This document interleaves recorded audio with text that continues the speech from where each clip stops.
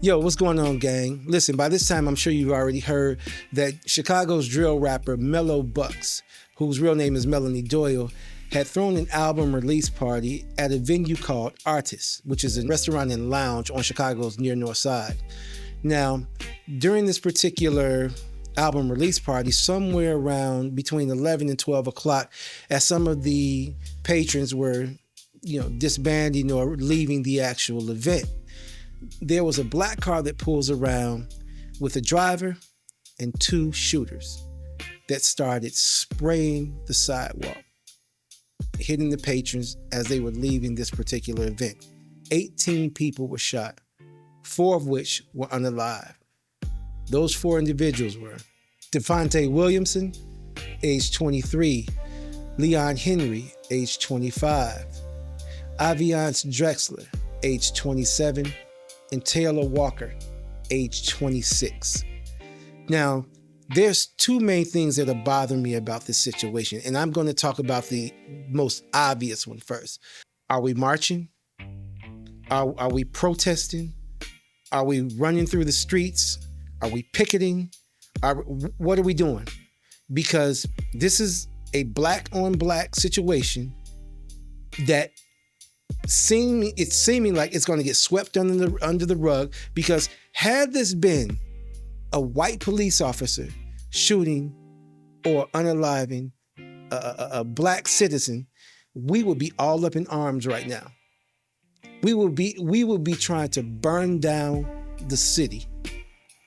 But it's seeming is in this case, again, as in most cases, nobody speaks, nobody snitches. There were 3 people at least in that particular car. At least 3 people.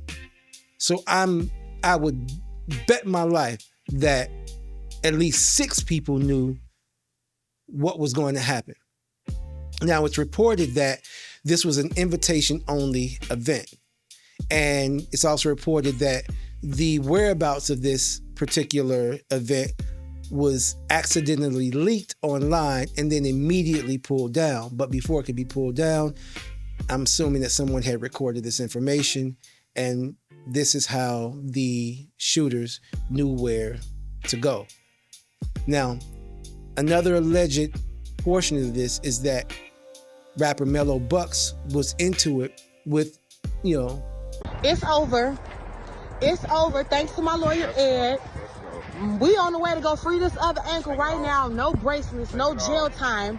No jail time. Just an aggravated battery, no stabbing, no weapons, no none of that y'all was yelling. You feel me? Get me up out here. I'm listening to the song Snitch K on the way Snitch back. K, fuck the bitch. Make sure y'all go hire Ed. Go hire my lawyer and get me up out of here. Who knows if that has something to do with it or not. But nevertheless, it's still black on black crime. And I'm wondering, what are we going to do about it? Do we keep letting this happen?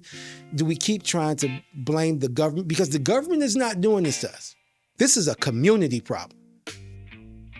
We can't keep pointing fingers at the government. This is a community problem. The other issue is that the news seems to be trying to deflect from the actual crime to the business.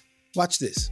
This business hasn't even been open for 3 months, and now 42nd Ward Alderman Brendan Riley is calling on the city to force its closure. According to city records, Artists, an LGBTQ woman-owned restaurant at Chicago and Orleans, only carries 1 license as a retail food establishment. It does not hold a tavern license, otherwise known as a liquor license, or a license to host events outside of operating hours. That is referred to as a public place of amusement license. The restaurant is BYOB, but should have been closed yesterday, as its website states it is only open Thursday through Sunday. In the wake of last night's mass shooting outside the business, Alderman Riley has expressed outrage in a lengthy statement, writing that he is deeply disturbed, adding that, quote, despite early assurances from the new restaurant owner that this venue would support local artisans, foster inclusivity, and serve as a hub for connection, creativity, and joy, the owners decided to turn over the venue to promote a new rap album release, unquote. Superintendent Larry Snelling today issuing a summary of closure on the space as the investigation continues. So now we're going to focus on the business's liquor license. So apparently the business has a pending liquor license, and it's alleged that they were serving alcohol at the venue without having a validated liquor license. This situation had absolutely nothing to do with the business or its liquor license. So please, let's not deflect in that particular area. Take care of that on the side. That is not newsworthy, and you're not going to place it above this particular situation.